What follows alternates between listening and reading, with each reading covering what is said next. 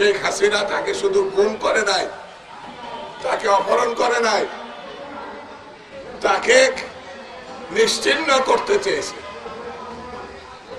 আমি এই সভায় দাবি জানাচ্ছি, ইলিয়াস আলী, চৌধুরী আলম সহ, সুমন সহ হাজার হাজার যেসব জাতীয় নেতৃবৃন্দ, ছাত্র নেতৃবৃন্দ, যুব নেতৃবৃন্দ, যাদেরকে আমরা এখনো হাতে পাই নাই, এই অপরাধের জন্য হাসিনার আমি ফাঁসি দাবি করছি।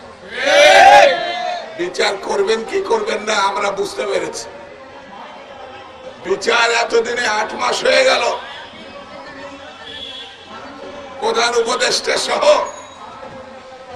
এই উপদেষ্টা মন্ডলের কোন দায়িত্বশীল নেতা, উপদেষ্টা, ইলিয়াস আলী তো সাবেক সংসদ সদস্য বটে, তার বাসায় যাননি কেন?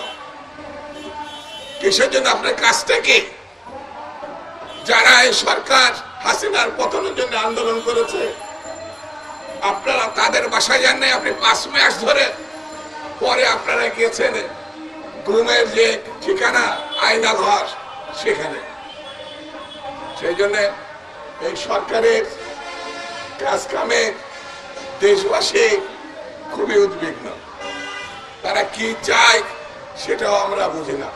বিএনপিকে পাশ কাটানোর জন্য, যাতে বিএনপি নির্বাচনের মধ্য দিয়ে, মানুষের সমর্থন আদায়ের মধ্য দিয়ে, ভোটের মধ্য দিয়ে সরকার গঠন করতে না পারে, সেই জন্য নির্বাচনকে এড়িয়ে যাওয়া হচ্ছে বলে আমরা মনে করি। আমরা মনে করি বাংলাদেশে যে এখন অবস্থা দাঁড় করানো হয়েছে, তাতে ষড়যন্ত্রকারীরা যারা গণতন্ত্র গত 15-16 বছর ধরে ধ্বংস করেছে, নিশ্চিহ্ন করেছে, তাদেরকে কোনো না কোনো ভাবে রক্ষা করা হচ্ছে, কোনো না কোনো ভাবে ষড়যন্ত্র করার সুযোগ দেওয়া হচ্ছে। সেই জন্য আমি শুরুতেই বলেছি, বেশি কথা বলবো না, শুধু এতটুকু বলে যায়, গুম খুনের বিচারের উদ্যোগ নেন। যারা অর্থ লুটপাট করেছে তাদেরকে আইনের আশ্রয় নিয়ে আসে, যারা এখন চারিপাশে ঘুরে বেড়াচ্ছে, যারা প্রশাসনে আইন শৃঙ্খলা বাহিনীতে ফ্যাসিবাদকে প্রতিষ্ঠা দিয়েছে, রক্ষা করেছে, থাকার ব্যবস্থা করেছে, তাদের বিরুদ্ধে আপনার আইনগত ব্যবস্থা নেন।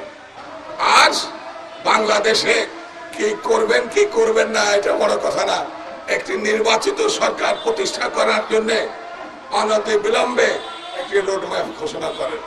কবে নির্বাচন হবে, কোন মাসে হবে, কোন সনে হবে, আপনারা একবার ডিসেম্বর, একবার জুন, এই ফাজলামি বাদ দেন। এইগুলোর জন্য আমরা তৈরি না। আর আপনাকে আগেও বলেছে, হাসিনার যখন তাড়াতে পেরেছি,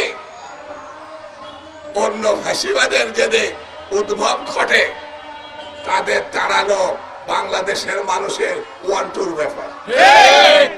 সেটি মাথায় রেখে কার্যক্রম নেবেন।